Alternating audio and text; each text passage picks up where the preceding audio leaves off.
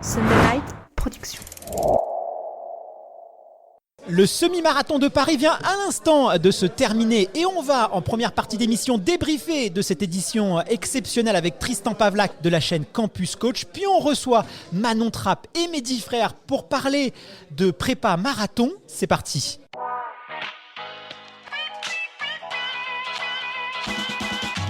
Bienvenue sur le podcast Dans la tête d'un coureur, l'émission de toutes celles et ceux qui aiment courir. Trail, route, piste ou encore triathlon, chaque lundi, venez améliorer vos connaissances sur l'entraînement, l'alimentation et la préparation mentale du coureur tout en vous amusant. Bonne écoute! Soyez les bienvenus sur le podcast Dans la tête d'un coureur et aujourd'hui, nous vous proposons un épisode un peu spécial enregistré à quelques mètres de la finish line de l'édition 2024 de l'Harmonie Mutuelle Semi de Paris, le semi-marathon le plus populaire de France. Ce matin, plus de 40 000 coureurs et coureuses ont pris le départ boulevard Saint-Germain, direction la place de la Bastille avec pourquoi pas le rêve d'un record personnel mais surtout en quête de souvenirs inoubliables. Et justement, aujourd'hui, nous allons vous aider à devenir un maître de cette course mythique en vous dévoilant tous les secrets d'une préparation parfaitement orchestrée. Et pour peaufiner nos entraînements, j'ai l'immense plaisir d'accueillir Tristan Pavlak, entraîneur et cofondateur de Campus Coach. Tristan, c'est un plaisir de t'accueillir ici dans l'espace Hospitality de Hyundai qui est partenaire officiel de cette épreuve. Comment est-ce que ça va aujourd'hui ? Est-ce que tu n'es pas trop déçu ? Parce que je crois que tu as supprimé ta sortie longue à vélo pour venir faire cette émission aujourd'hui. C'était un sacrifice dont je suis hyper heureux. Je suis fier de l'avoir fait, vous inquiétez pas. Non, écoute, ça se passe très très bien. Merci. Merci d'être là, franchement ça fait plaisir et encore une belle édition du semi-marathon de Paris. Une très belle édition, on va en débriefer et puis justement en première partie de l'émission, ce que je te propose c'est qu'on débriefe tous les deux de ce cru 2024. Tu vas également nous partager tes conseils pour bien s'entraîner sur semi-marathon. Puis en deuxième partie d'émission, on va recevoir deux athlètes qui sont parmi les plus talentueux du fond aujourd'hui français, Mehdi Frères et Manon Trapp. On va aussi écouter dans un petit reportage Anaïs Kemener et un ultra-trailer bien connu, Mathieu Blanchard, qui a fait le déplacement dans la capitale pour peaufiner sa saison de trail. Bref, ça va être un programme exceptionnel. Mais avant de rentrer dans le vif du sujet, j'aimerais avoir ton avis, moi, sur quelque chose, Tristan, parce que c'est vrai que pendant longtemps, le 10 km, ça a été un peu l'épreuve de prédilection, l'épreuve préférée des Français. Mais aujourd'hui, on observe depuis quelques années une véritable montée en puissance du semi-marathon, qui était un peu coincé entre le 10 km et le marathon, qui était une distance qui était un peu boudée par les coureurs. Mais là, depuis quelques années, il y a un record de participation sur les semis. Le semi-marathon de Paris, ça a été plein dès novembre 2023. Très dur d'avoir un dossard. Bref, c'est un peu une course qu'à la hype. Comment toi, tu expliques cet engouement populaire là, sur semi-marathon ? Est-ce que tu penses que ça reflète peut-être un changement de mentalité, qu'on passe de la vitesse, donc là, un pays très attaché à la vitesse aux 10 km, à peut-être à une culture de l'endurance avec le semi-marathon, le marathon, même le trail qui explose. Il n'y a pas un changement de culture là en ce moment ? Exactement, je pense que le changement principal il est culturel. Pendant très longtemps, même le semi-marathon, mais encore plus le marathon, c'était quelque chose vraiment réservé, on va dire, pour une partie des coureurs qui avaient déjà fait leurs armes un peu dans la course à pied. Il fallait avoir commencé par le 5, le 10 et puis peut-être ensuite le semi. Et puis si vraiment on excellait dans l'endurance, on aurait peut-être la chance de faire le marathon. Ça c'est quelque chose qui a totalement été détruit parce que les gens ont été attirés par des défis comme le marathon et comme le semi-marathon. Donc d'abord je pense qu'il y a ce gros changement culturel où aujourd'hui on ne s'interdit plus rien et on ne se laisse plus dicter par des dogmes qui sont là depuis un centenaire, on ne sait pas pourquoi. Après, pourquoi le semi-marathon particulièrement ? Je pense que tu vas me rejoindre, parce que toi en tant que coureur, je sais que tu partages ce point de vue-là. Je trouve que c'est un juste milieu entre le 10 km, c'est accessible en termes de distance, mais les gens se sont vite rendus compte que c'est violent comme effort. Là, tu vois, j'étais sur la ligne d'arrivée, on compare la tête des gens qui finissent le semi par rapport à rien qu'au début de l'année dernière quand on était à la prom classique. C'est pas la même histoire. Et ils sont plus souriants. Ouais. Ah ouais, là ils sont heureux. À la prom classique, il y a des crottes de nez, il y a de la bave. Ah non, c'est pas. Ça titubait. Exactement. Donc voilà, je pense que ce sentiment un peu de contrôle le jour J, il joue et les gens ont plus plaisir à faire un semi-marathon. Ça c'est pour moi la première explication. Et deuxièmement, c'est moins exigeant d'un point de vue volume d'entraînement évidemment, mais aussi d'un point de vue récupération post-course qu'un marathon. Ce qui peut permettre aussi à un coureur amateur d'enchaîner plus facilement. Parce que quand tu prends un marathonien professionnel qui court plus de 150-180 km par semaine, lui, un marathon, il va en récupérer beaucoup plus vite que quelqu'un qui a un volume d'entraînement beaucoup plus minimaliste, on va dire, voilà, un amateur, quoi. Donc je pense que le semi se place entre les deux et il trouve sa place parfaite. Ouais, bah ça fait plaisir. Moi, je te rejoins. C'est vrai que c'est une course qui est moins violente, qui laisse moins de traces. C'est une course je veux pas dire qui se prépare facilement, mais voilà, ça se cale très très bien dans la saison. Donc là, plus de 40 000 coureurs, une moyenne d'âge à 34 ans, un peloton qui rajeunit un petit peu. Je sais pas si tu sais, mais 44% des finishers aujourd'hui, c'est leur premier semi-marathon. Donc c'est vrai que le semi de Paris, on court à la maison. C'est une course qui est assez accessible. Et surtout, moi, ce que j'ai remarqué, c'est impressionnant de voir à quel point le semi, c'est une course qui attire vraiment tout type de coureurs. Tu as autant d'hommes que de femmes, ce qui n'est pas si courant que ça sur les courses d'endurance. On croise aussi des jeunes, des moins jeunes. On va croiser des profils très différents, des gens qui sont spécialistes de la route, évidemment. Mais aussi, là, on avait Donovan Christian, qui est un coureur sur piste. On avait Manon Trapp qui fait du cross. On a eu Mathieu Blanchard, les trailers. Il y a des triathlètes aussi. J'ai croisé Paul là, qui a fini. Il y a vraiment tous les types de profils. C'est une course fédératrice, le semi-marathon. Pourquoi cette course, elle attire en fait tout le monde, quelle que soit la discipline qu'on pratique?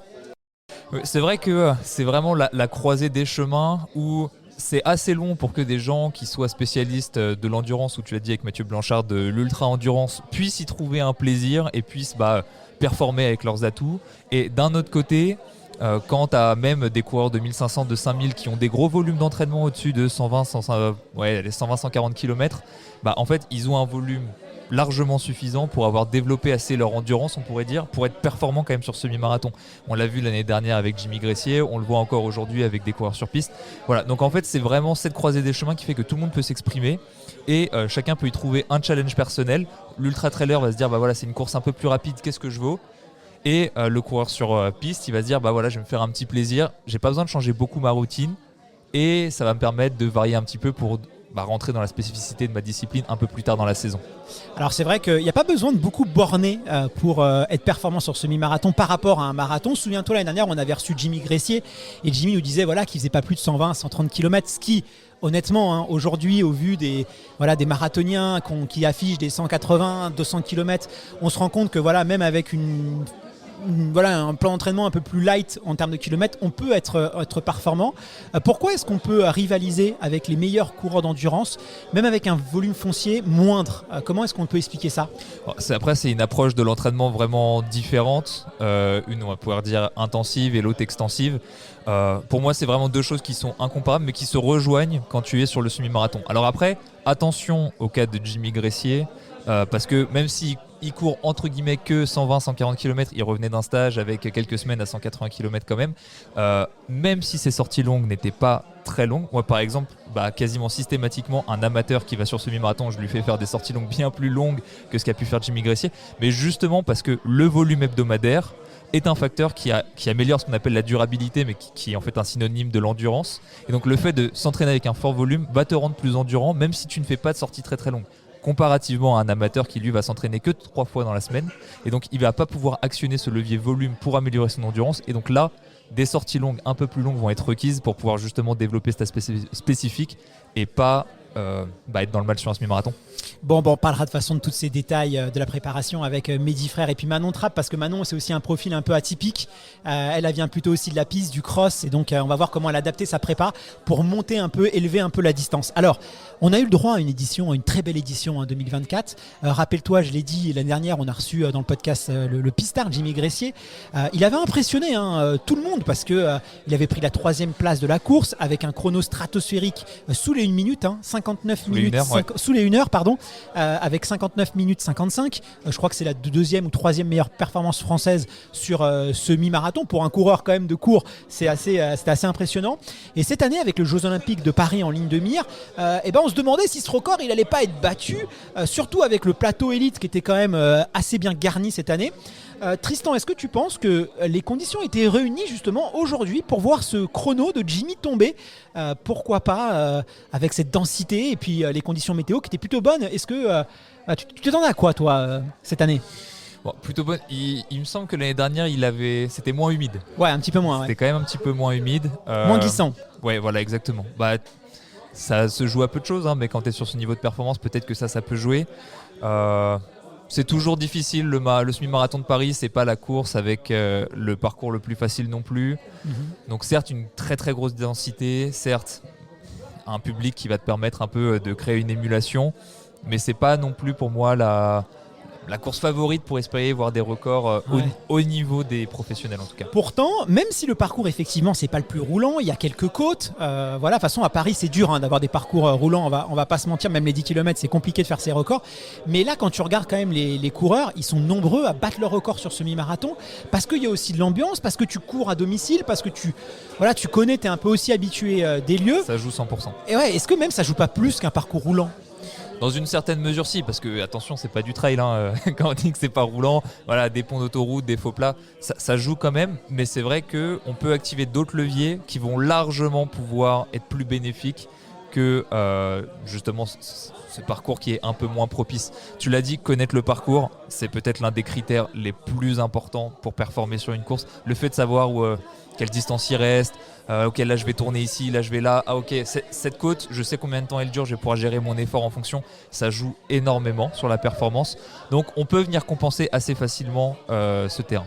Et puis les côtes, elles sont pas violentes sur le sommet de Paris, c'est des petites côtes quand même qui sont assez longues, mais qu'on peut anticiper parce qu'on les voit quand même, elles sont bien affichées, on les voit sur le parcours, donc voilà, en termes de gestion, c'est pas brutal non plus. Donc, c'est pas l'idéal, mais c'est quand même un parcours où on peut perfer. Alors cette année, on avait chez les Français Mehdi Frère, Hassan Chadi, Florian Carvalho. On avait côté féminin Manon Trapp, Anaïs Kemener, Marjolaine Nicolas. Donc voilà, du beau nom. Comment s'est passée la course, notamment chez. On va parler des garçons et après on parlera des filles. Qui l'a remporté et en quel chrono, Tristan ? Alors, celui qui l'a remporté, c'est Bernard Kouesh, éthiopien. Kenyan, autant pour moi, qui finit en 1h45 secondes. C'est pas pas un très gros chrono, ce qui laisse présager que même si les conditions étaient pas si mal, on voit que la route qui est mouillée, peut-être un niveau d'humidité assez élevé, il fait quand même s'il fait 4 degrés, ce qui peut paraître optimal, le fait que ce soit très humide, ça peut jouer aussi. Bref, pas une grosse victoire avec un gros chrono, mais en tout cas, belle victoire puisqu'il est avec 30 secondes d'avance sur Mehdi Frère qui fait deuxième. Ensuite, on a Jérôme Okombo qui fait troisième, et je vais juste étendre un petit peu avec la 4e et la 5e place, Emmanuel Rudolph et Donovan Christen qui sont les deux Français qui permettent de finir le top 5. Ouais, Donovan, superbe performance, c'est vrai. Alors lui, c'est son premier semi, je crois qu'il avait déjà fait un 20 km. Il a rejoint la team On Running là, il y a très peu de temps. Et c'est un coureur, à mon avis, qu'on va devoir suivre. Un peu plus compliqué pour Hassan Chadi, qui était venu aussi, qu'un habitué des lieux, et qui était aux avant-postes de la course au début, mais qui a un peu craqué, vraiment au premier tiers de la course, et qui finit, je vais pas dire en footing, mais loin de ses bases. Je pense qu'il s'est préservé, on l'a vu, il s'est arrêté, il n'a pas ralenti, il s'est pas dit bon je vais faire du mieux que je peux, il s'est, je pense, juste préservé en se disant bon ça sert à rien, c'est pas mon jour. Après il pourra revenir sur cette performance lui-même. Après, belle course quand même de Mehdi Frère qui est parti aux avant-postes dès le début avec les deux Kenyans et qui a tenu jusqu'à mi-course, on va dire, quelque chose comme ça, un tout petit peu après, où sur la première attaque du Kenyan sur on va dire la première côte du parcours, il a préféré pas suivre. Il va nous le dire, il va pouvoir débriefer lui-même. Mais en tout cas, c'est là où il s'est fait détacher et où il prend 30 secondes de retard sur le premier. Mais il a tenu cette deuxième place de bout en bout et il finit avec un gros chrono. Alors, je ne pense pas que ce soit son record personnel en 1h, 1 minute et 15. 71, ouais. Donc, 61 minutes 15, donc il est sous les 61 normalement en record, donc c'est pas son record. Mais en tout cas, belle performance. Ouais, très très belle performance, et c'est vrai qu'il il a eu le courage en tout cas de se dire il a visé la gagne, et ça n'a pas passé cette fois-ci, il fait une deuxième place, mais il a visé la gagne au même titre que Jimmy. Aujourd'hui, il n'y a plus cette intimidation de la part des coureurs kenyans, ils n'hésitent plus aujourd'hui à les attaquer, et ça c'est quand même super. Du côté féminin, alors on parlait bien sûr de Manon Trapp, on parlait d'Anaïs Kemener, on parlait de Marjolaine Nicolas comme favori chez les Françaises. Il y avait bien sûr une délégation kenyane très impressionnante, et finalement on a eu un petit peu de surprise. Qui a remporté la course chez les filles? Alors, Tristan? Celle qui a remporté la course, c'est Joanne Méli en 1h 6 minutes et 58 secondes. Ah, c'est énorme, avec quasiment 1 minute d'avance sur la seconde. Donc naturalisée roumaine. Ensuite, je pense que on peut parler des Françaises. Ah oui, parlons des Françaises. Voilà, qui font 4, 5 et 6. Tu nous as parlé de Manon Trapp, tu nous as parlé d'Anaïs Kemener, mais celle qui vient remporter la 4e place, et donc première française, Fadwa Ledem, en 1h, 9 minutes et 59 secondes, le 1h10 qui tombe. Ouais, ça fait plaisir. Ouais, à la seconde près, super. Et donc Manon Trapp, juste derrière. Pour le coup, Fadwa, elle est partie, enfin, elle a pris l'avance sur la 2e française dès le départ. Et ça s'est joué entre Manon Trapp et Anaïs Kemener. Pas beaucoup de différence entre les deux. Hein. On est sur quand même 1 minute. C'est vrai qu'elle est partie devant Manon Trapp dans le dernier tiers de la course. C'est là où elle a réussi à faire l'écart et avec Anaïs Kemener. Elle bat son record personnel de quasiment 30 secondes avec un 1h10 et 56 secondes. C'est quand même de très bons présages dans sa préparation pour le marathon et la qualification olympique, elle nous le dira. Et voilà. Et donc Anaïs Kemener qui vient finir ce podium français en 1h11 et 54 secondes. Oui, Manon, qui vise les minima pour les Jeux Olympiques de Paris. Je crois qu'elle est aussi en pleine prépa marathon, qui a intégré justement ce semi dans sa prépa, et on en parlera tout à l'heure. Elle va nous dire, parce qu'elle a fait quelques petites spécificités dans sa course, et elle va nous en parler tout à l'heure. Alors, une chose est sûre, cette année, le spectacle était au rendez-vous. D'ailleurs, nous, on a suivi le direct depuis la moto de course sur le compte Instagram. Donc n'hésitez pas à nous rejoindre sur Instagram parce que on a des contenus super intéressants. Et j'en profite d'ailleurs pour remercier les motards parce que c'est des bénévoles, c'est les policiers de Paris qui prennent sur leur temps libre avec leur moto personnelle pour accompagner les journalistes et voilà sur les motos. Donc c'est vrai que merci à eux parce que c'est vraiment sympa de pouvoir faire ces images au plus proche. On va parler un peu de prépa maintenant, Tristan, parce que moi j'aimerais avoir ton avis sur comment réussir un semi-marathon. Selon toi, quelles sont les qualités essentielles à développer pour vraiment s'épanouir sur semi-marathon? Parce que j'ai quand même l'impression que c'est une course hybride. Il faut à la fois de l'endurance, mais aussi de la vitesse. C'est un peu, excuse-moi l'expression, mais le cul entre deux chaises. Il faut aussi une bonne gestion de course, parce que la gestion de course, on n'en parle pas sur semi, mais il ne faut pas partir trop vite. En même temps, il ne faut pas partir trop doucement parce que ce n'est pas un marathon. Après, on ne revient pas. Donc, la gestion de course, elle est aussi très essentielle. Donc, selon toi, quel est le profil qui va s'épanouir le plus sur semi? Parce que les gens qui performent sur semi, ce n'est pas forcément les plus rapides sur 10 km et les plus performants sur marathon. Ça, c'est ce que j'ai remarqué. Tu as des gens très, très bons sur semi qui ne sont pas si performants que ça sur marathon et pareil sur 10 km. On l'a dit tout à l'heure, c'est vraiment ce principe de croiser des chemins où, en fait, un profil d'un coureur, on peut le décliner en différentes dimensions avec on peut prendre 3 repères qui sont la consommation maximale d'oxygène, ses seuils et sa durabilité. La durabilité qui est justement à quel point est-ce que sa consommation maximale et ses seuils, si ça nous forme un profil, à quel point ce profil se dégrade dans le temps. Donc on est vraiment à un moment où soit on peut avoir un profil au repos avec une grosse VO2 max, des seuils bien positionnés qui nous permettent d'être très performants, soit un niveau un peu moins haut, mais avec une durabilité un peu plus élevée, peut-être pas élevée au niveau d'un marathonien, mais voilà. On est vraiment à ce point de bascule avec des temps aux alentours de l'heure qui sont idéal pour être compétitif, même si on a des profils assez différents. Et en matière de préparation pour le semi-marathon, il y a souvent un débat entre pas mal d'entraîneurs sur quelle est l'approche la plus efficace pour préparer un semi. On l'a dit, c'est une épreuve qui allie aussi endurance que vitesse. Selon toi, quels sont les éléments clés à retrouver dans un bon plan semi-marathon? Et surtout, est-ce que tu penses qu'il faut plutôt mettre l'accent sur le volume de l'entraînement?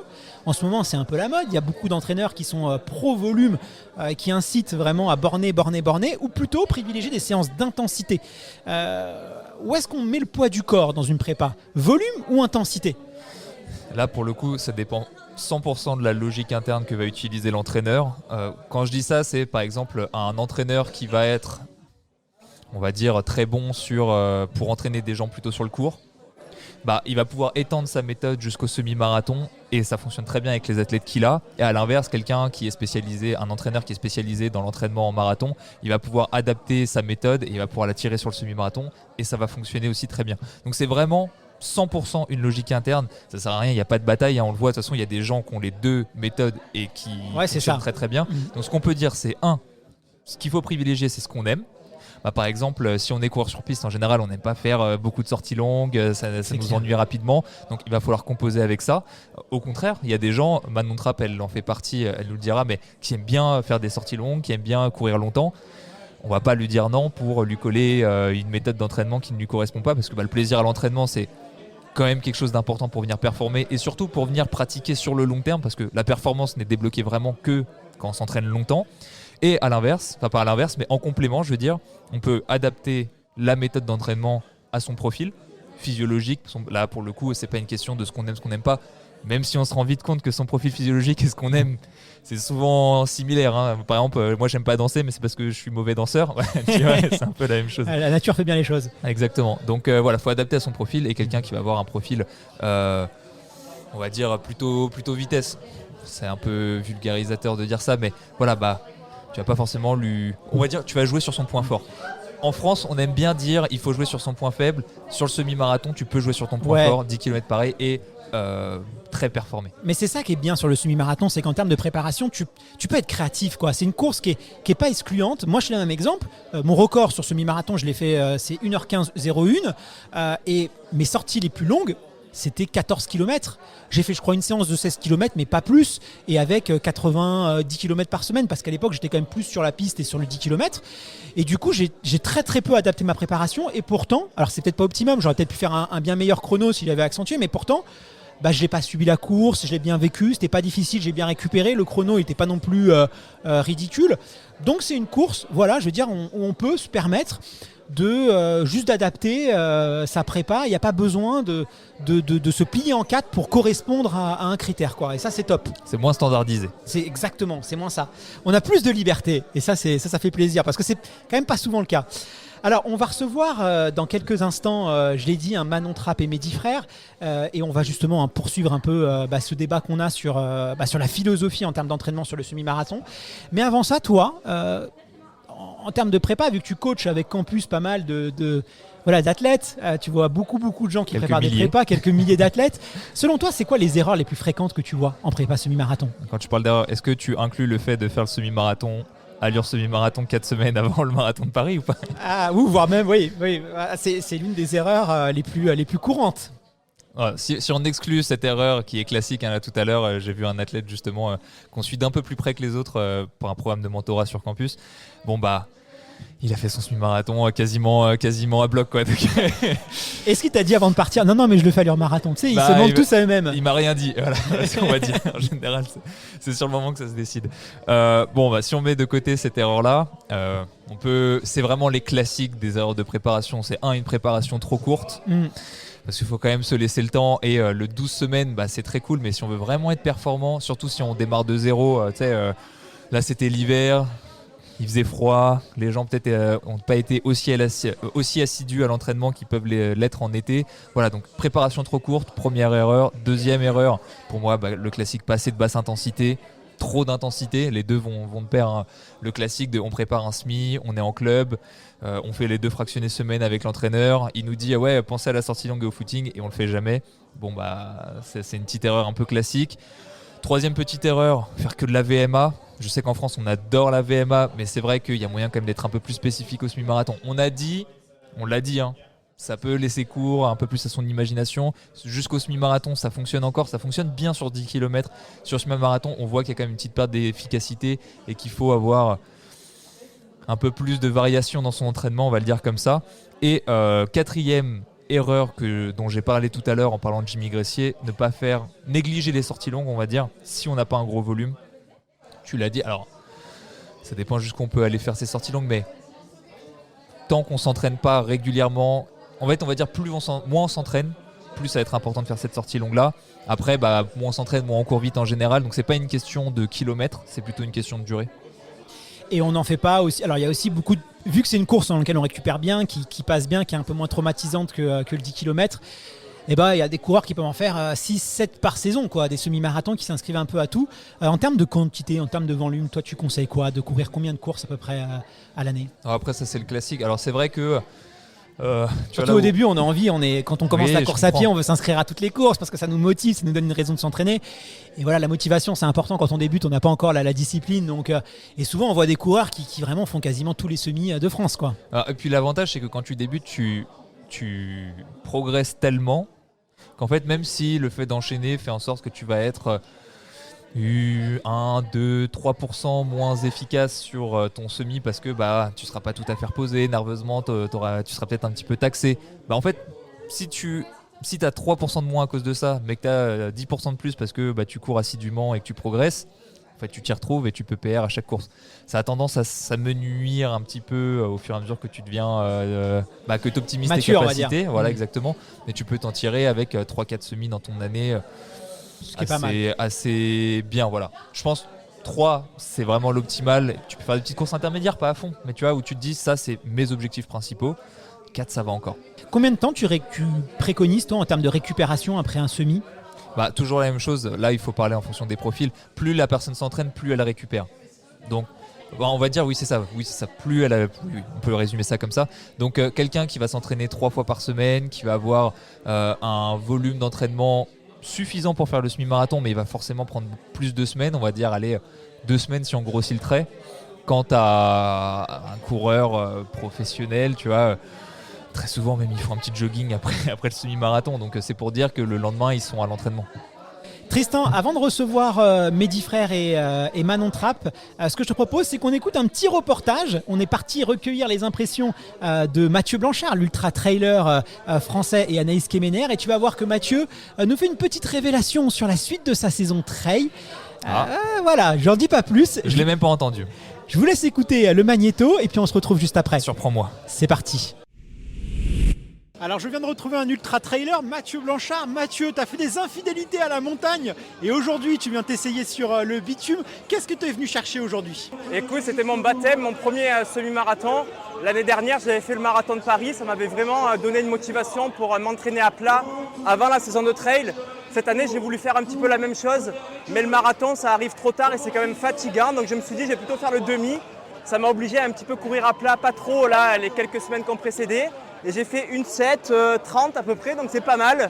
J'avais pas vraiment d'objectif, ça s'est décidé hier au restaurant avec les desserts. Il y avait mon pote Dorian Louvet qui m'a dit, écoute, j'ai un pote, Maël Sico, qui va faire le lapin en 1:08. Il court bien, tu devrais t'accrocher à lui. Du coup, j'ai dit, ok, je pars avec lui. Et puis j'ai réussi à rester, c'était une super expérience. Alors une 7, c'est une très grosse performance.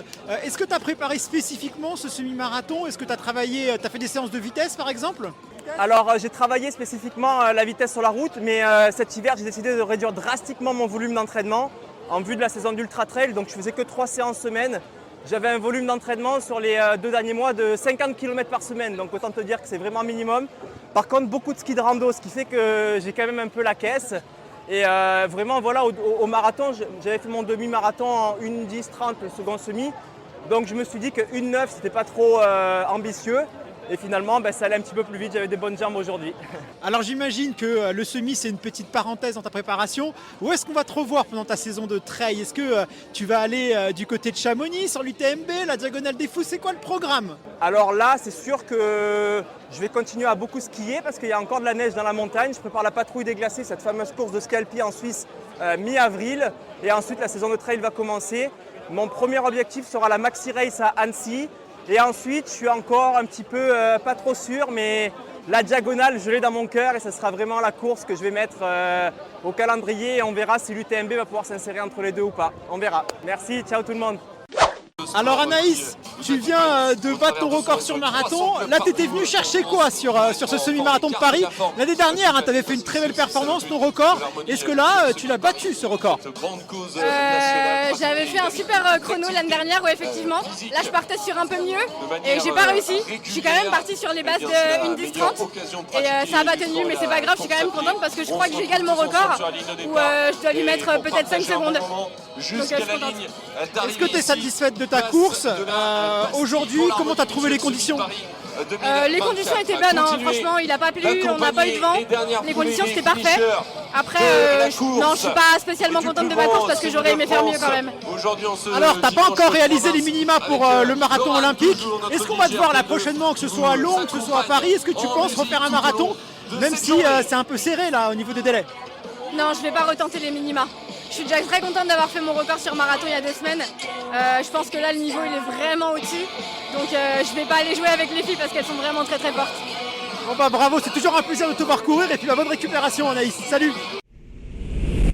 Retour au studio, Tristan, passons maintenant à un moment, certainement l'un des moments les plus attendus du podcast. Nous avons l'honneur d'accueillir Manon Trapp et Mehdi Frère qui viennent à l'instant de terminer leur semi-marathon. Manon, je commence avec toi. Tu viens tout juste de finir ton semi. Tu es encore assez nouvelle sur cette distance parce que je crois que c'est le 4e semi-marathon que tu fais et puis tu as vraiment fait une transition sur plus longue distance en 2023. Je crois que tu viens de battre ton record. Comment est-ce que ça s'est passé ? Est-ce que tu es fier de toi ? Déjà, en fait, c'est mon troisième semi-marathon. Ouais. Et ouais, je suis vraiment contente. Après, là, j'ai vraiment l'objectif marathon dans ma tête. Donc, j'étais pas très stressée. Je voulais faire un temps entre 1h10-30 et 1h11. Et j'ai fait 1h10-56. Donc, voilà, je suis contente. Et puis, surtout que les sensations étaient vraiment incroyables là, en retour d'altitude. Parce que j'ai fait un stage au Kenya de 4 semaines et demie et là franchement je respirais pas, j'étais vraiment bien. Il manquait un peu de rythme pour je pense aller plus vite, mais en tout cas au niveau de la respiration et des sensations c'était vraiment top. En tout cas, je suis ravi de t'avoir dans le podcast parce que c'est vrai que tu es assez discrète, on ne te voit pas beaucoup dans les médias. Là, maintenant que tu montes sur fond, j'imagine que tu vas être un peu plus visible, un peu plus présente. Et puis, tu reviens de stage. Donc, merci beaucoup de nous avoir accordé cette interview. Et tu as un profil assez atypique. Donc, j'ai hâte de te présenter un peu à nos auditeurs et d'en savoir plus sur ta préparation et tes motivations. Et j'ai le plaisir maintenant, Mehdi, je me tourne maintenant vers toi. Alors, toi, tu es un habitué des épreuves plus longue distance. C'était la première fois sur le Semi de Paris ou tu avais déjà pris part à cette course ? Alors bonjour à tous. Non, j'avais déjà pris part, mais pas en performance. J'étais venu l'an dernier pour faire Lièvre, pour une amie, donc j'avais découvert le parcours, mais pas ces intensités-là. Donc là, c'était la première fois que je le courais vraiment à fond. Alors là, j'ai le plaisir de vous présenter Tristan. Alors Tristan, c'est co-animateur du podcast. On va parler un petit peu de préparation, Tristan. On va rentrer un peu dans le cœur des prépas aujourd'hui. Bah oui, c'est intéressant parce que vous avez tous les deux fait le marathon de Valence. Donc vous étiez tous les deux en stage au Kenya, mais vous n'avez pas tout à fait... Alors, vous avez le même objectif de fin, potentiellement les Jeux Olympiques. Donc ça va être intéressant de voir comment vous avez intégré un petit peu ce semi-marathon dans votre préparation. Toi Manon, tu n'es pas encore qualifié personne n'est qualifié parce que c'est en mai, il me semble que c'est fixé, mais tu as pour l'instant le 4e temps sur marathon et en avril, tu vas vouloir refaire un marathon, c'est ça ? C'est ça, oui. Donc là, tu l'as intégré dans ta préparation marathon. Oui, vraiment, c'était un objectif intermédiaire, voir la forme après le stage. Et oui, l'objectif, c'est vraiment mon marathon là en avril. Donc là, t'es pas, on pourrait dire, encore à ton pic de forme. Tu vas continuer à pousser l'entraînement encore quelques semaines pour là, en avril, refaire un marathon ? Exactement. Donc aujourd'hui, c'était une compétition séance, une grosse séance. Ça m'a permis de faire une sortie longue, 36 km au total. Ça t'a mis en confiance ? Ouais. Et qu'est-ce que t'attends ? Tu le fais où en avril, ton marathon ? Je vais courir du coup à Rotterdam. D'accord. 14 avril. Oui. Rapide. Parfait. Ouais, il paraît qu'en plus l'ambiance est top, donc j'ai hâte. Et toi, Mehdi ? Donc, non, je pense pas que tu aies prévu un autre marathon d'ici les Jeux ? Non, c'est pas du tout au programme. Donc, où est-ce que tu te positionnes ? Comment est-ce que toi tu vois ta saison ? Et comment est-ce que tu as intégré ton semi dans cette année ? La préparation pour le marathon olympique va être très longue et très spécifique vu le parcours, donc il va falloir s'adapter très tôt et prévoir un plan d'entraînement assez tôt pour adapter le corps à ce profil. Donc en fait, j'allais pas avoir le temps de faire une grosse saison avec pas mal de compétitions comme j'aime faire d'habitude. Donc j'ai voulu condenser un petit peu des compétitions le plus tôt possible quand je pouvais encore avant de lancer la préparation. Donc c'est pour ça que là je reviens d'un stage de 6 semaines au Kenya et pour voir où un peu on est l'état de forme après un premier cycle de foncier, je voulais enchaîner un petit peu les compétitions. Donc je suis rentré pour faire les crosses, 1 ou 2 compétitions sur route, dont le Semi de Paris. Et en fait là c'est que des compétitions plaisir, c'est juste pour voir où on est l'état de forme en rentrant du stage au Kenya, avant vraiment de lancer la préparation olympique, je pense dès avril en fait, pour se préparer pour une préparation longue, sans grosse course pour justement pouvoir se focaliser, faire monter la forme et pas perdre son énergie, se disperser. Il y aura une course intermédiaire que j'ai vraiment identifié comme objectif fort, c'est les championnats d'Europe sur semi-marathon. Et là, je vais essayer vraiment d'être performant, mais sans hypothéquer la préparation vraiment pour le marathon de Paris. Donc le profil sera compliqué, donc je vais m'entraîner spécifiquement pour courir sur des parcours compliqués. Donc je ne vais pas faire d'un travail de vitesse, d'allure précise sur semi-marathon, mais donc je vais quand même essayer de viser la médaille au championnat d'Europe. Mais ce sera vraiment le seul objectif intermédiaire avant les Jeux. Et après, tout le reste, ce sera fixé sur la préparation. C'est justement l'une de mes questions. Comme vous alternez entre semi-marathon, marathon, là, pour ce semi-marathon, tu as fait un peu d'allure spé avant ou alors tu l'as juste fait avec ton niveau de forme et tu as vu ce que ça donnait? Je l'ai fait avec vraiment principalement du foncier, mais j'ai juste fait un cross semaine dernière qui m'a presque remis un peu dans les allures. Et une petite séance de VMA en début de semaine pour me débrider un petit peu, parce que je pensais que j'allais manquer un peu de vitesse, et effectivement. Mais voilà, j'ai plus principalement fait ça sur le foncier, puis c'est assez cohérent avec ce à quoi je m'attendais. Ouais. Et toi Manon, donc toi tu nous as dit que tu as fait un peu plus de 35 km aujourd'hui je crois? Oui, 36. 36 km. Alors, je crois qu'elle ne l'a pas dit au podcast. Tu as fait le semi-marathon et tu as rajouté ensuite une demi-heure. Tu t'es pas arrêté à la Bastille, toi tu as continué un peu. Oui, en fait j'ai fait une demi-heure d'échauffement classique, j'ai fait le semi et après je suis repartie rapidement sur 45 minutes de footing. Et donc comment est-ce que tu as intégré ce semi dans ta préparation marathon? Tu as fait quand même de l'allure un peu ou alors tu es vraiment directement pour Rotterdam? Alors en fait au Kenya c'est assez compliqué, j'avais vraiment peu de repères et c'est pour ça que je me suis pas fixé non plus des objectifs 1h10 00 ou comme ça parce qu'en fait j'ai fait quand même très peu d'allure semi ou alors vraiment sur des fractions assez courtes, 400 mètres, 500 mètres. Répété plusieurs fois mais après oui c'était beaucoup plus des allures plus basses donc travailler voilà plus lent. Donc là, ouais, je suis pas venue avec des grosses séances spécifiques semi-marathon. Donc là, l'allure, c'était une allure marathon, parce que c'est vrai que c'est souvent le piège. Quand on intègre un semi-marathon dans une prépa marathon, bah souvent on est quand même assez en forme, parce que voilà, on est en prépa marathon, on a fait des kilomètres, toi tu reviens de stage, et l'erreur c'est de vouloir se donner à fond sur son semi. Là, toi, tu étais plutôt en allure en aisance, si j'ai bien compris. Oui, tu as réussi à pas trop t'emballer, parce que c'est vrai qu'il y a l'ambiance, il y a un peu le challenge, on a envie de montrer qu'on est là. Toi, tu as réussi à temporiser les ardeurs, quoi, tes ardeurs. Oui, j'étais vraiment tout le temps en contrôle. Et puis après, de toute façon, je pense que j'aurais pas pu aller non plus vite que ça parce que je sentais que du fait d'avoir pas fait beaucoup d'allures rapides, il manquait quand même du rythme. Voilà. Vous étiez tous les deux en stage au Kenya, au même endroit, il me semble. Tu parles de bloc foncier. Je pense que les gens, ça peut les intéresser de voir un petit peu précisément ce que ça veut dire pour toi.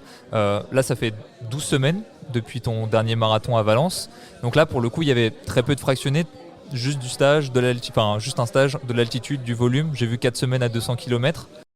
C'est ça, en fait l'idée c'était pas de rentrer dans les allures spécifiques ou de bombarder entre guillemets l'entraînement. Tu faisais quand même de l'intensité? Je faisais quand même de l'intensité parce que le groupe avec lequel je m'entraînais était ultra performant et c'est des Kenyans, c'est les meilleurs locaux et qui ont tous des records en 59 au SMI et donc la moindre séance entre guillemets facile pour eux ça me met à l'agonie. Donc, c'était marrant, je t'ai entendu dans un autre podcast où tu disais que justement dans ton groupe t'étais limite le moins bon, ce qui est étonnant de notre point de vue. C'est exactement ça en fait. En arrivant en stage là-bas, les premières séances, je me fais éclater, j'arrive pas à faire la moitié vraiment, mais je fais vraiment pas la moitié et j'arrive pas à suivre le groupe. Et petit à petit, le stage avance et puis j'arrive à intégrer le groupe, à faire de plus en plus long avec eux. Et puis à la fin du stage, quand je suis vraiment en forme, j'arrive à finir les séances avec le groupe, parfois avec la tête.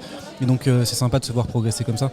Mais voilà, l'idée c'était pas de faire des grosses séances et pas de travailler des allures spécifiques dès maintenant. C'était me remettre en forme après le marathon. Me remettre en route et puis refaire un bon cycle de foncier, beaucoup de travail à seuil ventilatoire 1 pour ceux à qui ça parle. Donc voilà, c'était développer une bonne base aérobie pour ensuite poser le travail un peu plus spécifique sur un prochain stage. Ouais, tu fais une très belle courbe de progression sur Strava, le volume progressivement depuis Valence, très joli. Quand tu parles de travail de SV1, on va dire un peu en dessous de l'allure marathon pour que les gens puissent se positionner. C'est même limite. C'est même plus lent que l'allure marathon. Ouais. On est entre l'allure marathon et l'allure footing actif, quoi. Voilà. Et comment est-ce que tu l'intègres toi, dans ton entraînement? Sur la sortie longue, sur des séances spécifiques? On peut en mettre dans la sortie longue sans problème, mais après je vais vraiment prendre soit une matinée, soit une après-midi pour vraiment faire que ça avec un échauffement et puis ensuite une partie fractionnée avec des volumes en SV1, voilà. Ça peut être 8 fois 1 km ou 10 fois 5 minutes, ce genre de choses, seuil ventilatoire 1, avec récupération courte. Et après, pour pas perdre la journée entre guillemets, on peut rajouter une autre séance le soir, ou alors si on fait ça ce soir, on peut en faire une petite séance le matin. Donc voilà, ça peut faire partie d'une double séance dans une journée un petit peu intense, où on peut le faire en récupération, une journée un petit peu off ou quoi. Seuil ventilatoire 1, c'est entre guillemets du travail facile, c'est du volume facile à faire et c'est quand même très efficace quoi, pour faire monter la forme tranquillement. Ça peut surprendre les gens, mais peut-être que les gens le savent pas, mais comme tu t'entraînes, tu es très à l'aise avec les modalités de l'entraînement, donc c'est plaisant à entendre. Toi aussi tu t'entraînes beaucoup. Est-ce que tu peux nous parler un petit peu de ton volume? Où est-ce que tu en es un petit peu? Comment tu l'as fait évoluer dans les dernières semaines? Et comment est-ce qu'il va encore évoluer jusqu'à Rotterdam? Alors plutôt pendant ma préparation marathon ou pendant mon stage au Kenya ou... Depuis Valence. Ok. J'étais globalement en fait pendant ma préparation entre 150 et 180 km et oui du coup assez progressif les dernières semaines où il y a des grosses marathons les semaines sont plus volumineuses quoi. Ouais. Et voilà. Tu as l'habitude de courir à ces volumes-là comme tu es spécialiste de cross, est-ce que c'est des volumes où tu as l'habitude ou ça fait quelques années où justement tu commences à l'augmenter? Oui, alors j'ai toujours fait quand même des semaines assez importantes niveau kilométrage, mais c'est vrai que j'avais jamais fait 180 km dans la semaine, donc ça c'est nouveau. Et puis j'y vais doucement parce que voilà, mon corps n'était pas forcément habitué à faire des semaines à 180 km et j'ai senti quand même oui, que c'était beaucoup plus fatigant une préparation marathon qu'une préparation cross 5000 mètres. Est-ce que ton entraîneur, justement, comment ça se passe avec lui vis-à-vis du volume? Est-ce que toi, tu veux en faire plus? Est-ce qu'il te réfrène? Comment ça se passe? Ou toi-même, tu arrives à t'auto-gérer? Moi, j'ai tendance à en faire plus parce que j'aime beaucoup faire beaucoup de kilomètres et ouais, c'est plutôt dans ce sens-là. Je suis contente quand c'est des semaines à beaucoup de kilomètres. Et comment tu vis cette transition du cross vers parce que tu es plutôt historiquement une coureuse de piste et une coureuse de cross. Là, j'imagine que c'est avec les JO de Paris, tu avais une opportunité, pourquoi pas, pouvoir y participer sur marathon. Tu as fait une transition pour te spécialiser sur la plus longue distance. Comment est-ce que tu vis justement cette arrivée sur marathon? Est-ce que tu prends du plaisir? Est-ce que c'est des nouvelles sensations? Qu'est-ce qui change par rapport à de la piste ou du cross? Alors moi, franchement, j'ai adoré les sensations sur marathon et au fond de moi, je savais que ça allait me plaire parce que justement, j'aime faire des kilomètres et être au train pendant longtemps et du coup, je l'ai très bien vécu, en tout cas la transition. Et puis finalement, tout se passe très vite parce que me voilà à devoir en refaire un très bientôt, donc tout s'enchaîne. Et ouais, en tout cas, je suis très contente. Enfin, c'est sûr que là, la piste, ça me plaisait moyen et là, j'ai encore moins envie d'y retourner. Mais par contre, c'est vrai que je suis un petit peu frustrée de ne pas pouvoir faire de cross cette année parce que... Tu ne seras pas aux France de cross là cette année, en mois de mars? Non, justement parce qu'il ne faut pas se tromper d'objectif. Mon objectif, c'est vraiment d'être ultra performante à Rotterdam, donc je ne vais pas prendre de risque de m'égarer. Alors vous avez aussi un point commun tous les deux, c'est qu'historiquement, vous venez pas du monde de la course à pied. Toi, Mehdi, tu as connu un petit passage dans le monde du football, je crois. Et toi, Manon, tu as un point commun avec Tristan, puisque tu viens des arts martiaux. Je sais pas si tu sais, mais... La première fois que ça m'arrive dans ce podcast. Ouais, je pense pas que ça va revenir, mais ceinture noire, je crois, en judo. C'est complètement assez dingue. Comment est-ce que tu as fait cette transition du judo vers la course à pied? En fait, c'est venu un moment où j'avais besoin un peu de changement et que je voyais un peu les limites dans mon club qui était familial et en fait j'avais pas envie d'aller en pôle espoir même si j'avais été prise. Donc je me suis dirigée vers ce sport parce que j'avais l'habitude de faire des footings de temps en temps vers chez moi dans le cadre de ma préparation physique.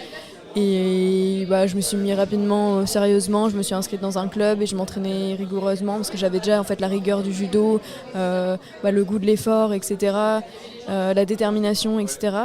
Donc ça a rapidement porté ses fruits et puis voilà, ça m'a beaucoup plu. L'effort devait être un peu différent quand même entre les deux, entre un 5 minutes à fond et tes premières courses. Oui, c'est vrai que le judo c'est plus explosif quand même. Et tu penses que ça t'a aidé ou pas parce que c'est quand même aussi les arts martiaux, il y a beaucoup d'autodiscipline, il y a beaucoup de rigueur, il y a tout un côté sacré aussi à l'entraînement. Est-ce que tu penses que tu as eu des bénéfices ou tu es parti de zéro? Oui, non, mais c'est sûr qu'au judo, il y a un code moral derrière qui est, je pense, hyper formateur et moi qui m'a apporté énormément dans ma vie et dans ma vie sportive. Et donc toutes les valeurs véhiculées dans le judo, ça m'a vraiment aidé et ça m'a vraiment formé. Et puis sur cross, tu peux jouer un peu des coudes. Voilà, si ça bagarre un peu, tu peux te faire une place plus facilement, j'imagine. Ouais. Ils sont là les titres de champion de France. Ah ouais, non, mais c'est drôle quoi, parce que toi Tristan, c'est du judo que t'as fait toi? Oui, option judo en STAPS. C'est ceinture noire aussi? Non, j'ai jamais passé de ceinture. Là si on fait un match Manon Tristan, qui c'est qui gagne? En termes de compétences, ça doit être 1000 fois meilleur que moi, mais comme je fais sûrement 50 kg de plus qu'elle, avec mes plus de 90 kg, bon, il y a des catégories de points en judo, c'est pour quelque chose. Des anciens judokas en course à pied. J'attends tes dirirs moi sur marathon. Je pense ce que ça va donner. Toi Mehdi, alors tu viens du football, c'est vrai qu'il y a pas mal de gens qui viennent à la course à pied, il y a énormément d'anciens footeux en fait. Généralement quand ils passent la trentaine, il y a moins en moins d'amis qui peuvent venir jouer au foot, il y a les enfants qui arrivent et tout, donc on cherche un peu à se recycler dans un sport et on voit souvent d'anciens footeux qui viennent justement sur la course sur route. Est-ce que tu penses quand même que c'est des bonnes bases parce que après, je sais pas à quel poste tu évoluais, mais il y a quand même de l'endurance aujourd'hui, surtout le niveau de foot. Parce que c'est des coureurs qui sont rapides, qui sont endurants. Voilà, il y a un tel niveau dans le foot que c'est presque, quand on voit Kylian Mbappé, il pourrait presque faire des finales de 100 mètres, quoi. Ou des coureurs de milieu de terrain qui sont des très bons coureurs de 10 km. Bah écoutez, j'étais milieu de terrain, Ouais. j'étais milieu défensif, donc mon rôle c'était d'aller chercher le ballon, aller défendre, remonter le ballon, aller derrière l'attaque. Donc voilà, je faisais beaucoup d'allers-retours sur le terrain. Et effectivement, je pense que le football, c'est une des meilleures bases, c'est un des meilleurs sports pour avoir une base en athlétisme. Parce qu'en fait, de manière ludique, on fait des allers-retours sur une surface souple. En fait, on court sur de la pelouse, donc peu de risque de blessure. Et on fait un travail de VMA constant. En fait, on fait des accélérations, c'est des sprints de 50 mètres, entrecoupés de récupération. Donc en fait, on développe des qualités qui sont très utiles pour la course à pied derrière et pour le cross-country. Jimmy Gracie aussi vient du football. Ouais, Jimmy, ouais. J'en connais plein. Il y a Mehdi Bellad, j'avais commencé par le foot aussi. Je crois que Hassan Chadi a fait un passage par le foot. Je pense que la moitié des athlètes qu'on voit en équipe de France actuellement en demi-fond ont fait un petit passage par le foot avant. Ouais. Puis il y a ce grosse culture foot en France aussi. Bien sûr. Et il y a sûrement des gens qui viennent repérer ceux qui courent le plus. Milieu de terrain, tu devais déjà beaucoup borner, hein. C'est pour ça que tu cours autant aujourd'hui. Bah c'est ça, en fait, j'étais un de ceux qui faisait les efforts en fin de match, donc voilà, c'est comme ça que j'ai été repéré d'ailleurs dans mon sport études football pour renforcer l'équipe de cross-country scolaire, parce que j'avais la réputation de faire les efforts en fin de match, d'être endurant, j'étais un des footeux qui courait le plus, et c'est un petit peu comme ça que j'ai fait la transition. Ouais. Alors passons à l'entraînement. Alors toi Mehdi, la particularité, alors tu as été longtemps entraîné chez les Bellifontins, au pays de Fontainebleau avec Thierry.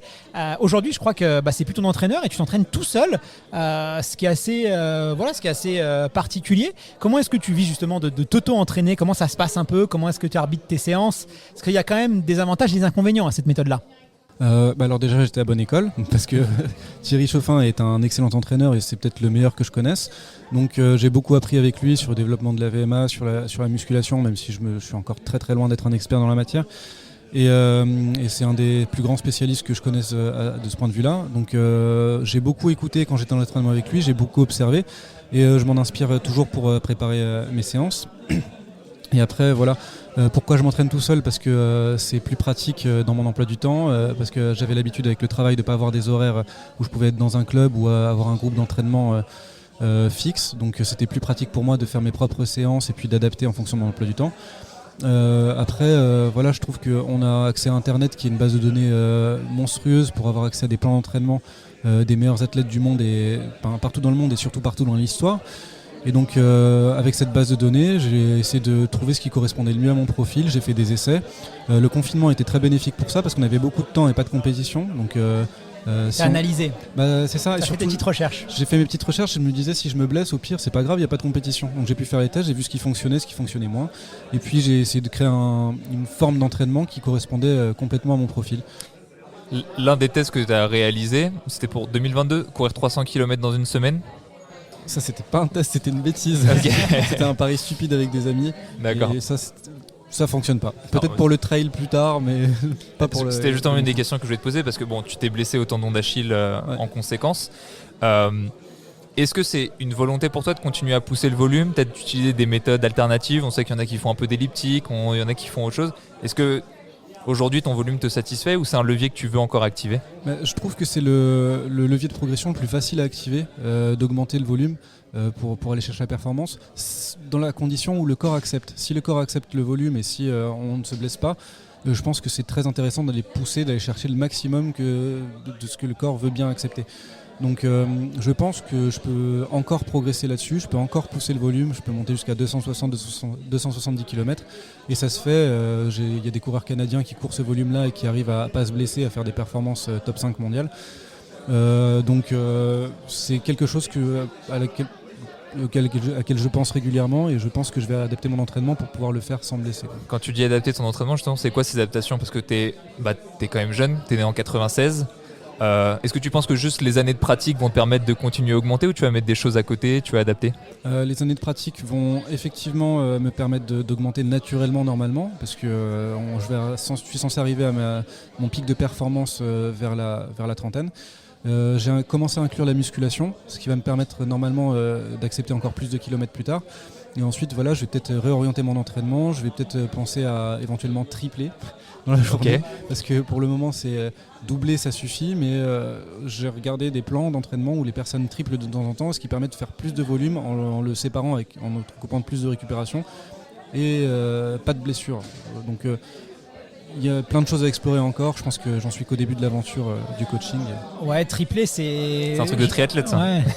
Je vois même des fois avec 2 séances de piste dans la journée, même on le voit apparaître un petit peu, ce qui est quand même assez... Les Norvégiens aiment bien faire ça. Mais oui, en effet, si tu as 40 km à faire, si tu le divises en 3 ou en 2, ça fait pas le même volume dans la semaine, dans la séance. Et le renforcement musculaire, t'en parles aujourd'hui, comment tu travailles cet aspect-là de la préparation? Combien de séances t'inclus? Est-ce que tu travailles en charge lourde? Est-ce que tu travailles en salle?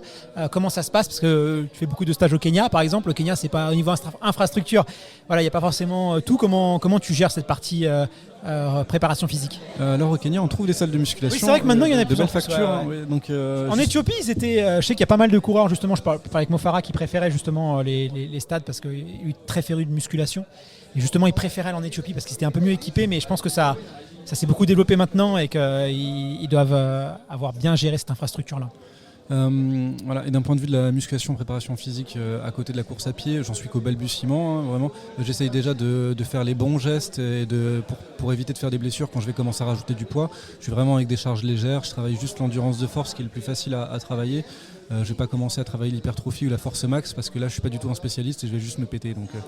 Tu es sur un développement général. Tout à l'heure, on l'a dit, tu n'es plus avec ton entraîneur pour des raisons logistiques, mais tu as quand même un groupe d'entraînement et tu le dis régulièrement, dans ce groupe d'entraînement, justement vous vous aidez. Tu as un de tes partenaires qui est justement assez compétent en préparation physique. Il y a aussi ce discours entre vous pour vous aider, vous tirer vers le haut quand il faut. Tout à fait. Alors on est un groupe de 2. Ouais. Donc avec Faustin Guigon qui est un super athlète qui court 1h36 je crois au semi-marathon. Et lui a des compétences un petit peu sur le coaching et son entraîneur aussi est un peu plus calé que nous là-dessus. Mathias Aymar il s'appelle, mais il vit à l'étranger maintenant.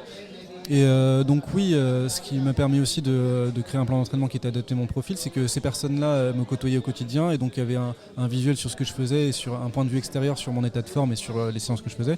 Et donc en fait ça partait d'une discussion, en fait on échangeait beaucoup sur l'entraînement. On échangeait les avis et puis ça m'est arrivé de modifier carrément un axe de préparation parce que effectivement on me faisait réaliser que c'était peut-être pas très cohérent à ce moment-là de faire une séance comme j'avais imaginé. T'as un exemple? Faustin m'engueule régulièrement quand je fais trop de volume et qu'il trouve que c'est pas très pertinent. Il me dit beaucoup de me reposer, voilà, parce que j'en fais souvent un peu trop. Donc c'est le monsieur sage un petit peu qui me dit de réduire. C'est le garde-fou. Comment il le voit? C'est quoi son repère? Il me voit à l'entraînement. non, mais il sent quand je suis saignant, quand il voit que c'est dynamique, que les chronos vont bien. Il sent quand il voit que j'enchaîne un peu les compétitions et que ça va un petit peu moins vite à l'entraînement, que ça grince un petit peu à droite à gauche. Voilà. Donc il a un point de vue extérieur qui est extrêmement important, je pense, parce qu'il y a des choses que je réalise pas forcément. Moi, je suis dans le truc. Et des fois, je me rends pas compte que j'ai enchaîné 5 séances importantes en 10 jours. Et lui, il va me dire, t'en fais un peu beaucoup, surtout que tu as fait compétition là. Retire peut-être une compète ou on réduit une séance. Voilà, donc ça, c'est important. Manon, alors toi, une particularité, c'est que tu es originaire de la région parisienne, mais maintenant tu vis depuis pas mal d'années en Savoie. Là, c'est un terrain où il y a pas mal de dénivelé, de côtes. C'est vrai qu'on voit aussi que tu es une excellente grimpeuse, puisque sur cross, c'est une de tes spécialités. Comment est-ce que ça se passe, toi, tes entraînements? Est-ce que tu as un petit groupe d'entraînement de coureuses? C'est pas forcément là aussi où il y a le plus de densité. Est-ce que tu arrives à courir avec d'autres féminines? Comment ça se passe cette partie-là, toi, en local? Alors justement pour ma préparation cross, en fait à Aix-les-Bains, donc il y a un gros groupe de cross et du coup quand je faisais du cross, je m'entraînais pas mal avec le groupe de gars pour le coup et ça c'était super parce qu'il y avait une super densité. Donc tu cours avec les garçons quoi. Voilà, c'est ça. Et après pour la préparation marathon, j'étais un peu la seule à faire du marathon, donc du coup là j'étais un peu plus toute seule, mais en tout cas ça m'a vachement aidé pour progresser sur cross. Alors la particularité, c'est que le marathon olympique, on le sait, il va avoir du dénivelé. Donc toi, Mehdi, j'ai vu que là sur les 4 dernières semaines, tu t'es enquillé 1500 mètres de dénivelé positif. Alors les trailers, ça les fera sourire, mais pour un coureur sur route, c'est beaucoup. 1500 de D+, sur un mois. Toi, j'imagine aussi que c'est quelque chose que... Voilà, c'est tes qualités, hein. Tu es une très bonne grimpeuse, on le sait, avec le cross. J'imagine que là, avec ce marathon, le profil de cette course ça doit te titiller, tu dois te dire, ah là mon Dieu, il est peut-être fait pour moi ce parcours. Ouais, carrément, c'est pour ça que ça m'a encore plus motivée à franchir le pas. Peut-être que j'aurais pas franchi le pas sur marathon aussitôt si justement le parcours des JO avait pas été comme celui-ci, quoi. Et ouais, moi j'aimerais trop le courir parce qu'il est unique et je pense qu'il pourrait vraiment me plaire. Voilà. Et il passe devant chez toi, il me semble. Il passe par Pas chez loin. moi aussi. Ouais. Donc quand je vais chez mes parents, à chaque fois je fais la montée de la route des Gardes pour m'entraîner au cas où je suis prise.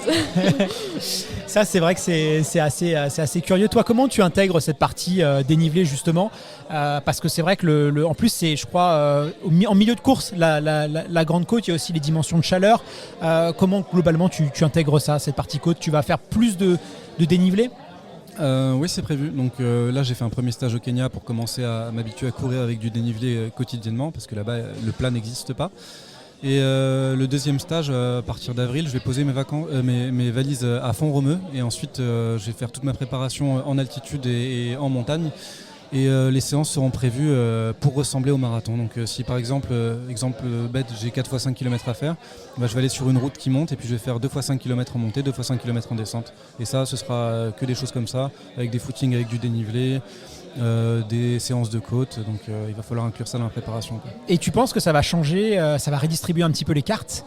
C'est vrai que voilà, ça va être d'autres qualités qu'il va falloir exprimer. On a vu Eliud Kipchoge là, qui vient de faire le marathon de Tokyo, qui fait un top 10. On a l'impression que c'est un peu plus compliqué en ce moment pour lui. Là, on peut avoir des surprises. Ça va être très dur de savoir qui va tirer son épingle du jeu. Est-ce que ça va être une domination kenyane-éthiopienne? Quelle nation européenne va être derrière? C'est dur de faire des prévisions. Comment tu vois cette course, toi? Alors, je suis même pas sûr que les Kenyans vont se rendre compte que ça monte. C'est vraiment leur ils sont quotidien. bons partout. Ah oui, ils sont bons partout. Et puis leur parcours de footing depuis leur temps d'enfance, c'est du dénivelé comme ça. En fait, tous les matins, ils vont se taper 200 mètres de dénivelé positif sur le moindre footing facile pour eux. Donc en fait, je pense que pour eux, ça va rien changer du tout, quoi. Mais les Européens, on aime bien aller courir à Berlin, on cherche toujours les parcours les plus plats. Là, ça va être déstabilisant. Ah oui, c'est pour les Européens que ça va être beaucoup plus embêtant, quoi. Donc il va falloir vraiment adapter sa préparation à ça, parce que sinon, mon profil particulièrement, je suis vraiment à l'aise sur le plat, beaucoup moins à l'aise en cross-country et dans les montées. Moi, je sais qu'il faut que je change complètement ma musculature et ma façon de m'entraîner, sinon j'ai aucune chance d'exister sur ce genre de parcours. Donc, Maintenant, on va pouvoir te donner 2-3 conseils. Ah oui, tout à fait. Déjà le sac de trail, pour se mettre dans l'ambiance. Donc voilà, donc pour moi les Kenyans restent ultra favoris, parce que même si Kipchoge ne va pas, le 4e, 5e, 6e jusqu'au 10e Kenyan restent des top athlètes mondiaux qui sont capables de gagner la course. Et par contre, au niveau européen, je pense que la France en termes de densité doit être la 3e ou 4e meilleure nation mondiale. Donc on est de loin la meilleure nation européenne en termes de densité, avec un chef de file, Morad Amdouni, qui est en 2h03 46 maintenant, proche du record d'Europe, donc dans les tout meilleurs mondiaux. Donc on va arriver sur le marathon de Paris avec de très grosses armes à faire valoir, et c'est dommage qu'il n'y ait pas de classement par équipe. Oui, c'est vrai que ça manque, ça. On aurait bien aimé voir ça. Alors chez les filles sur marathon, c'est vrai que le marathon féminin français, ça a été un peu tristoun pendant pas mal d'années. Et là, on voit une densité. On a vu Méline qui s'empare du record de France de Christelle Donnet. On voit aussi des prétendantes. Est-ce que ça motive ça justement d'avoir un petit peu plus de densité? C'est de la pression, mais c'est aussi vous n'allez pas être seul, quoi, là. Ouais, carrément, mais c'est génial parce que du coup ça pousse les performances vers le haut, et puis voilà, ça me donne moi aussi envie de battre le record de France. Oui, voilà, j'allais te poser la question. Et est-ce que tu vas aller chercher ce record de France à Rotterdam? Il faut bien, ça va être l'objectif. Après, ça passera ou ça passera pas, mais c'est quand même dingue de dire que sur mon deuxième marathon, je vais essayer de battre le record de France. Donc alors que tu viens pas de l'athlétisme, tu as commencé sur le tard. Voilà, tu viens du judo, on le rappelle. Donc je me dis que finalement c'est beau, c'est une opportunité de se dépasser. Après, oui, on pourra pas tout être au JO, mais c'est pas grave, faut regarder à long terme. Progresser, puis c'est ça que la France aussi soit à un bon niveau, c'est top pour la France. T'arrives à te projeter justement parce que t'es jeune, t'es encore plus jeune qu'Hassan, t'es né en 2000, donc t'es au début en fait encore. On l'a dit tout à l'heure, tu cours pour l'instant en pic à 180 km par semaine, donc t'as encore ce levier facile, disait Mehdi tout à l'heure, à activer. Et t'as conscience justement qu'il te reste plein de choses à faire. T'as encore plein d'années où tu vas continuer à progresser comme ça. T'arrives à te projeter parce que y a aussi l'aspect financier qui vient rentrer en jeu et qui peut être difficile pour des coureurs même de très haut niveau en France. On pense que vous êtes tranquille parce que vous faites partie du top 5 français, mais en fait non. Là, déjà, je suis consciente que j'ai une grande marge de progression parce que moi j'ai vraiment plein du coup de leviers à activer, donc c'est vraiment mes débuts et moi mon objectif c'est d'être vraiment performante pour les JO de Los Angeles. Et donc ça, je vois aujourd'hui, c'est une opportunité de se surpasser, mais en fait ça va être juste une pierre c'est pour une construction à long terme où je dois être vraiment au top en 2028. Donc voilà, et après... donc tu arrives à te projeter, déjà c'est cool. Oui, c'est ça. L'aspect financier, l'aspect justement, tu arrives à te projeter aussi comme ça en te disant jusqu'à Los Angeles, ça devrait aller. Ça... On sait que tu as fait un cross-funding, je crois, pour financer un de tes stages en Espagne, puis finalement tu es allé au Kenya. Cette partie-là financière, est-ce que tu étais sereine? Est-ce que tu dis, ça y est, maintenant que j'ai fait des gros niveaux de performance, je suis accompagné, ça marche? Est-ce que tu es aidé par la Fédération française d'athlétisme? Est-ce que cette partie-là, t'étais plus sereine? Là, j'espère que mes performances actuelles vont me permettre de pouvoir être professionnelle et de vivre de mon activité, parce que c'est sûr que... C'est pas encore le cas là? Non, absolument pas. Mais du coup, j'avais pris une année sabbatique et je remercie mes parents d'ailleurs de m'aider, parce que sans eux, je pourrais pas me donner ces moyens d'aller au JO. Mais j'espère que les performances que j'ai faites là récemment vont m'ouvrir des perspectives pour continuer, parce que c'est sûr qu'à long terme, ce sera pas envisageable. Et après, en fait, aussi, comme la préparation marathon, elle est très exigeante, très énergivore, c'est quand même compliqué d'être performant, je pense, en tout cas pour moi, en ayant une activité à côté. Ouais, c'est clair. Pourtant, toi, Mehdi, tu travailles à côté. D'ailleurs, comment ça se passe? Tu travailles à la garde républicaine? Gendarme, monsieur. Gendarme, militaire. C'est ça, oui. Il a la coupe d'ailleurs, je sais pas si t'as remarqué. Il a la moustache aussi, ça te va très bien. T'es détaché ou tu patrouilles encore? Tu patrouilles la garde républicaine, vous êtes c'est une unité prestigieuse, mais est-ce que tu es détaché ou tu es encore opérationnel sur le terrain? Ouais, moi c'est un arrangement interne parce que j'ai un statut d'actif, de militaire d'actif, donc je suis censé travailler sur le terrain. Mais il a été convenu que, vu les résultats sportifs et vu les échéances sportives majeures qui arrivent, on me laissait toute la latitude pour m'entraîner pour l'instant, donc on me laisse tranquille jusqu'à fin 2024 et ensuite ce sera réévalué, donc chaque année mon statut est réévalué pour savoir si on me laisse encore m'entraîner à 100% ou si je retourne en unité pour faire le travail pour lequel je suis normalement payé. Ouais, c'est l'idéal, parce que si tu as une porte de sortie plus tard, une après-carrière qui est déjà gérée, où tu sais que voilà, tu as ton... Exactement. Tout est bien réglé, quoi. Moi j'ai déjà mon métier de rêve et puis je suis déjà dans l'institution et j'ai plus de diplôme particulier à passer pour me reconvertir après. Donc je suis déjà assez tranquille là-dessus. Je peux m'arrêter demain ou me blesser ou si jamais j'ai un problème en course à pied. Je sais que j'ai déjà mon avenir qui est assuré, j'ai déjà le métier que j'avais envie de faire avant qui est déjà assuré derrière. Alors Manon, si on se projette encore un petit peu plus, tout à l'heure Tristan te demandait où est-ce que tu te voyais. Alors je l'ai dit, t'adores la côte, t'es originaire de Savoie. Tu habites en Savoie. Tu habites en Savoie. Forcément, le trail running en ce moment, c'est très populaire. Il y a des petites rumeurs qui disent que peut-être tu ferais ta transition vers le trail. On sait que dans les pays anglo-saxons, il y a des crosswomen, il y a Katy Scheidt par exemple, des filles qui viennent de l'athlé. C'est beaucoup moins cloisonné, c'est-à-dire que les coureurs n'hésitent pas à aller sur trail. En France, c'est un peu moins le cas, il y a encore un petit peu des guerres de chapelle. Est-ce que toi, tu envisages, pourquoi pas, d'aller sur trail? Parce que c'est vrai que tout le monde le dit, que ce soit les spécialistes, les coureurs, si tu montes sur trail, tu es capable de faire en tout cas de très très belles choses sur le papier, d'avoir un top niveau mondial. En tout cas, tout le monde mise sur toi et t'as venu sur le trail. Est-ce que c'est quelque chose que tu envisages? Et est-ce que tu aimes aussi courir un peu en nature, faire du dénivelé? Est-ce que tu penses que tu pourrais t'épanouir dans cette distance-là? Ah oui, c'est certain qu'après le marathon, je me dirigerai vers le trail parce que je suis une passionnée de la montagne. Moi, pendant mes coupures, je fais de l'itinérance en montagne, je pars en sac à dos et je fais de la randonnée parce que, en fait, du coup, avec la préparation pour les échéances, j'ai pas le temps de beaucoup randonner, etc. parce que c'est aussi assez éprouvant. Donc je sais que ça me plaira parce que j'adore le milieu de la montagne, j'adore courir, donc ça peut que me plaire. Après, c'est vrai que j'ai pas eu du coup l'occasion vraiment d'en faire parce que les années sont très chargées, il y a beaucoup d'objectifs. Et là, j'ai découvert le marathon, donc j'ai vraiment envie de voir jusqu'où je peux aller sur marathon. Mais voilà, après le marathon, j'irai sur trail. Mais est-ce qu'après le marathon des Jeux de Paris, est-ce que comme ça, entre en intersaison, est-ce que ça te dirait de participer à 2-3 petits trails sur le circuit Golden Trail Series par exemple, des trails de 30-40 km?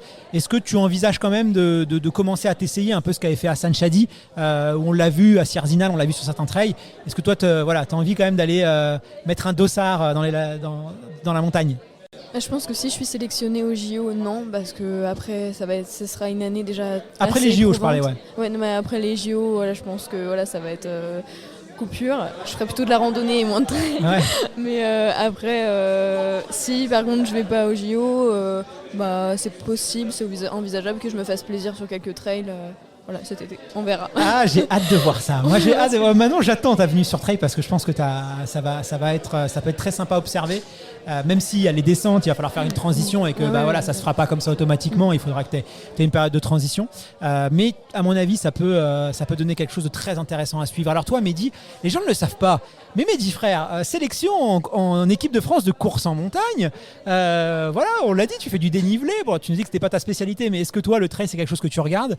Est-ce que c'est quelque chose qui t'intéresse? Est-ce que comme Hassan, tu te dis pourquoi pas après t'essayer un peu sur cette course-là? Tout à fait, j'ai fait ma première sélection en équipe de France en cadet en course de montagne. C'était la Coupe du Monde cadet, c'était à Gap, c'était en France. Et c'était un super souvenir, j'ai adoré l'ambiance et j'ai adoré le monde de la nature et de la montagne. On me verra sur trail, ça c'est sûr, mais pas en performance. En plaisir, en loisir. Ce sera que du plaisir et ce sera juste pour le plaisir de participer à des beaux événements avec une ambiance qui est totalement folle. Et ce sera pour découvrir des paysages à couper le souffle. Quand on regarde les images de la diagonale des Fous ou alors même le marathon des sables, c'est des choses, c'est des expériences à vivre, ça c'est sûr. Mais je pense que ce sera un âge où j'en aurai marre de la performance et de la préparation intense et je voudrais juste profiter et puis vivre des belles expériences. Donc pour toi, c'est à la suite, tu l'envisages pas en parallèle potentiellement? Après Paris, là... peu de chance en parallèle. Okay. Éventuellement, peut-être un pour rigoler si jamais on fait un pari bête avec un ami. Mais un autre pari. Tu fais beaucoup de paris. Hein. Oui, tu les perds souvent, j'ai l'impression. Ouais, c'est ça. Vous suivez un peu l'actualité trail, ce qui se passe, ça vous branche? Quel regard vous portez un peu sur tout ça? L'évolution aussi de la performance. Là, on a vu Mathieu Blanchard qui a fait 1h07. 1h07, on commence quand même sur des coureurs, on rappelle, c'est des coureurs qui font 170 km, donc des coureurs d'ultra distance. C'est pas des trails courts, hein. On voit aussi même Rémi Bonnet, le coureur suisse qui pourrait gagner des 10 km, qui pourrait faire des championnats de France de cross, qui serait certainement sur le podium. On voit que la densité elle monte. Quel regard vous avez sur ce niveau-là qui est en train d'exploser sur trail et ses performances assez hors normes? Déjà, grâce aux réseaux sociaux, en fait, on a beaucoup plus de visibilité sur le trail qu'avant. Ils communiquent très très bien. Il y a des comptes humoristiques comme Les Genoux dans le Give, par exemple, que je suis avec intérêt. Et donc, effectivement, c'est une culture qui nous parle beaucoup et qui communique très très bien maintenant. Donc, et c'est vrai qu'il y a le circuit Golden Trail Series qui est presque la Diamond League du trail. Et donc, on regarde les résultats de loin. On ne connaît pas spécialement tous les coureurs, mais je regarde avec intérêt, bien sûr. Et effectivement, moi venant de Font-Romeu, quand j'ai commencé le sport, je suis obligé d'être un fan de Kilian Jornet, qui était un local là-bas. Donc j'ai suivi toute sa carrière avec intention depuis que je suis tout petit, depuis que j'ai commencé la course à pied. Donc je regarde le trail de loin, mais je ne peux pas me prétendre être spécialiste. Et toi Manon, j'imagine qu'en Savoie, ça doit parler trail quand même dans tes clubs. Oui, et puis oui, c'est vrai qu'autour de moi, il y a beaucoup de personnes qui font le trail et il y a beaucoup de trails organisés près de chez moi. Après c'est pareil, je suis un peu de loin, mais en tout cas je suis toujours hyper admirative de l'effort que certains font de courir jour et nuit, super longtemps la nuit, d'accumuler autant de dénivelé, ça m'impressionne toujours. Écoutez, merci à tous les deux d'avoir accepté notre invitation, d'avoir répondu à nos questions. On a hâte de vous voir courir, j'espère à Paris. Voilà, moi j'espère parce que j'attends qu'une seule chose. Hein. Ça va être un événement incroyable. Et puis j'espère que vous êtes en tout cas bien partis pour pouvoir avoir votre dossard, en espérant que tout se passe bien, qu'il n'y ait pas de petits pépins et que tout est nickel. Mais ça va être super à suivre. Je n'en dirai pas plus. En tout cas, bonne préparation à toi, Mehdi. Puisque là, c'est la grande ligne droite jusqu'à Paris. Bon courage pour toi à Rotterdam. Merci. Voilà, dernière petite semaine de préparation avant cette course. Puis on va suivre ça de près. Merci à toutes celles et ceux de nous avoir suivis jusqu'au bout. Merci à Hyundai France de nous avoir accueillis dans leur espace pour pouvoir organiser cette émission. Merci aussi aux équipes de l'Harmonie Mutuelle Semi de Paris pour le suivi de course et pour avoir organisé. Voilà, on a de la chance quand même en France parce qu'on a quand même des organisations de courses de très très bonne qualité et ça fait vraiment plaisir. Voilà, encore une très très belle édition. On se retrouve dès vendredi pour les faits divers du running. À très vite, à bientôt. Bye bye.